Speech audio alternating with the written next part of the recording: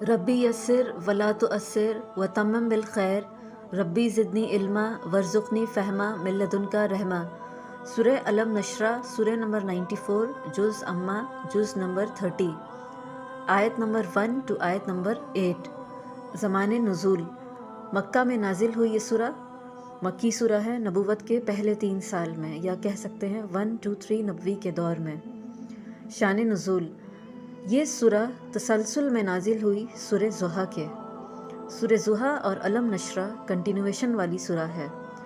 سورہ ضحیٰ سورہ نمبر 93 ہے اور یہ سورہ علم نشرہ سورہ نمبر 94 ہے۔ دونوں سورہ کا شان نزول ایک جیسا ہے۔ یہ جو ٹرم ہے شان نزول، اس کا مطلب یہ ہے کہ جو بھی سورہ نازل ہو رہی ہے اس کا پرپس، اس کا مقصد کیا ہے نزول ہونے کا، ریویل ہونے کا۔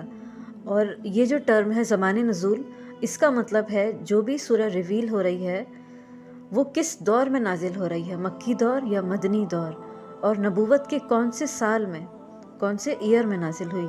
قرآن میں ہر سورہ کی سائیڈ میں لکھا ہوتا ہے مکی سورہ یا مدنی سورہ۔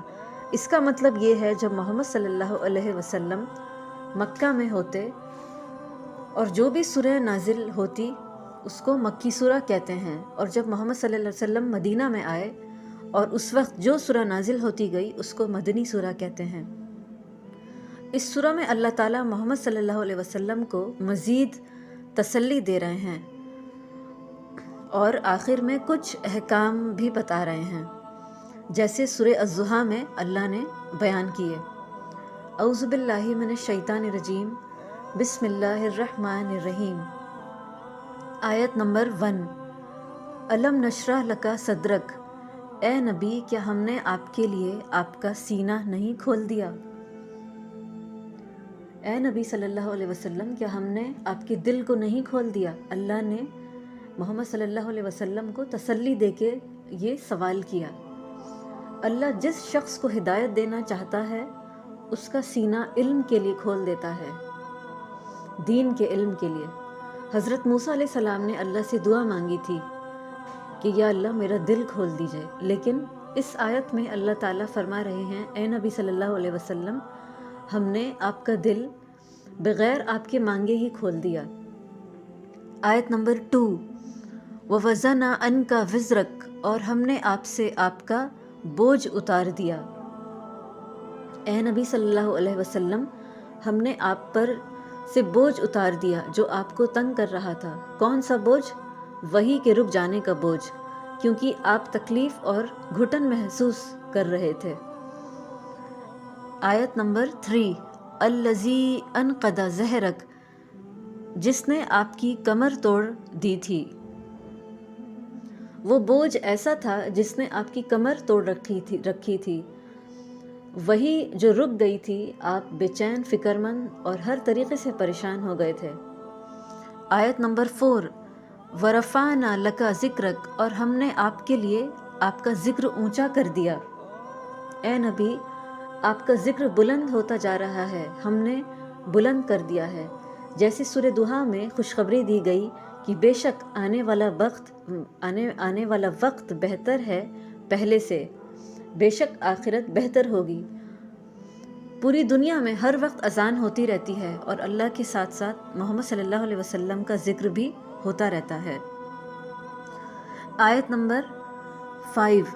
فَإِنَّ مَعَ الْيُسْرِ يُسْرًا، پھر بے شک ہر تنگی کے ساتھ آسانی ہے۔ بس حقیقت یہ ہے کہ تنگی کے ساتھ فراغی ہے، آسانی ہے، پریشانی کے ساتھ آرام ہے۔ آیت نمبر 6۔ ان الماء العسر یسرا، بے شک ہر تنگی کے ساتھ آسانی ہے، بلا شبہ ہر مشکل کے ساتھ آسانی ہے، بے شک تنگی کے ساتھ فراغی ہے۔ اللہ نے اس آیت میں بعد نہیں کہا بلکہ ساتھ کا استعمال کیا، تنگی کے ساتھ فراغی ہے، یعنی اگر کچھ پریشانی ہے تو اس کے ساتھ ساتھ کچھ آسانی بھی ہے، فراغی بھی ہے۔ اگر ہم دیکھیں تو ہر تنگی کے ساتھ آسانی ہے زندگی میں، بس ہماری نظریں دیکھنے والی بنے۔ آیت نمبر 7۔ فَإِذَا فَرَغْتَ فَانْصَبْ، چنانچہ جب آپ فارغ ہو جائیے تو محنت کیجیے۔ جب آپ فارغ ہو جائیے تو عبادت میں لگ جائیے، اللہ کا ذکر کرتے رہیے۔ وَإِلَى رَبِّكَ فَارْغَب، اور اپنے رب ہی کی طرف رغبت کیجیے، آیت نمبر 8۔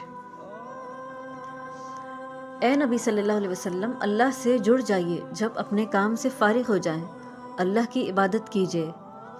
اس سورہ میں نبی صلی اللہ علیہ وسلم کے انعام اللہ نے بتائے۔ اس سے پہلے سورہ ضحیٰ میں انعامات کا ذکر کیا، یعنی ان کو خوشخبری دی گئی۔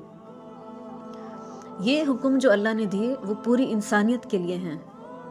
اللہ تعالی ہم سب کو صحیح طریقے سے قرآن سیکھنے، سمجھنے اور عمل کرنے کی ہدایت دیں، آمین ثم آمین۔